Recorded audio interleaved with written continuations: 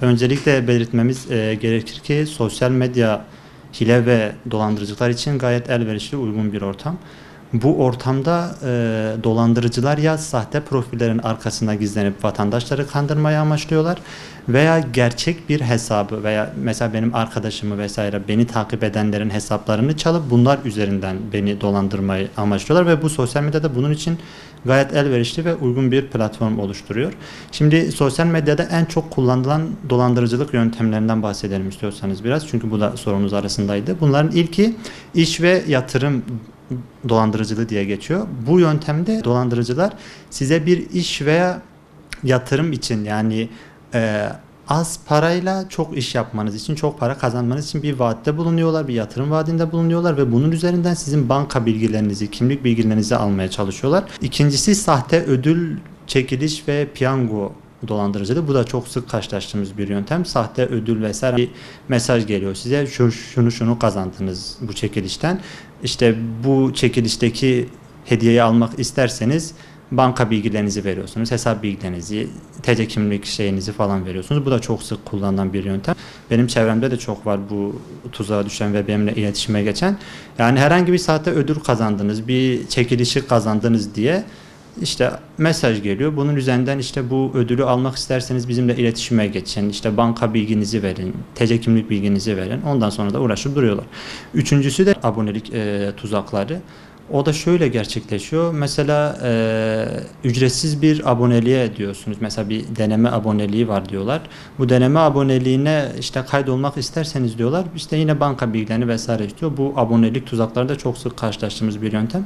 Diğer bir yöntem sponsorluk tuzakları. Sponsorluk da bu daha çok böyle etkileşimi artan hesaplar üzerinden gerçekleşiyor. Takipçisi yüksek, etkileşimi yüksek hesaplardan yine bu hesaplara mesaj atıyorlar. İşte size sponsor olmamızı isterseniz vesaire yine banka bilgileri vesaire isteniyor. Bu da çok sık gerçekleşen özellikle etkileşimi ve takipçileri yüksek hesaplar. Diğer bir yöntem de yani piyasa fiyatının çok altında satıyoruz diye yine banka bilgileri vesaire isteniyor.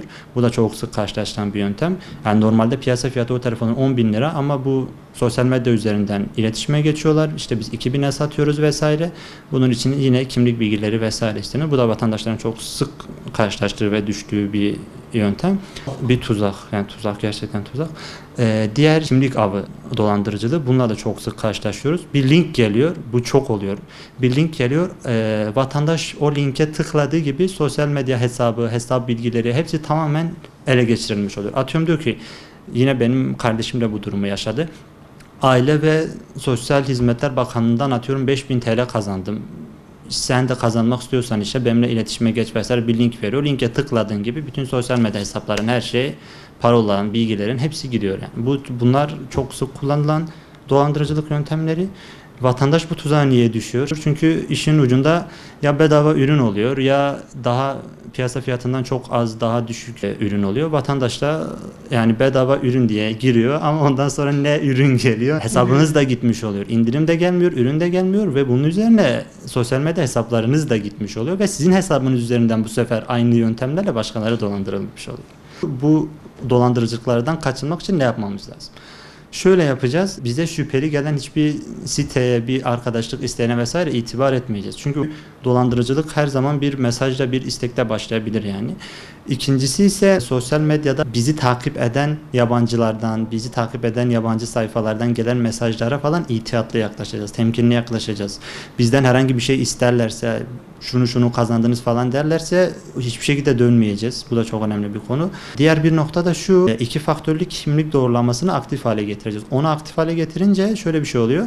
Hesabınıza girince telefonunuza bir kod geliyor ve siz o kodu girmeden hesabınıza hiçbir şekilde girilemiyor. Biz o kodu da aktif hale getirirsek bu dolandırıcıların vesaire hesabımıza ulaşmalarını, hesaplarımızı çalmasını ve bunun üzerinden milleti kandırmalarını bir tık daha engellemiş oluruz. Her şeyi de şey yaptık ama tuzağa düştük bir şekilde. Hemen en yakın kolluk birimine gidiyoruz ve hesabımızın çalındığını ve bunun üzerinden başkalarıyla iletişime geçildiğini veya en yakın Cumhuriyet Başsavcılığına gidiyoruz ve suç duyurusunda bulunuyoruz.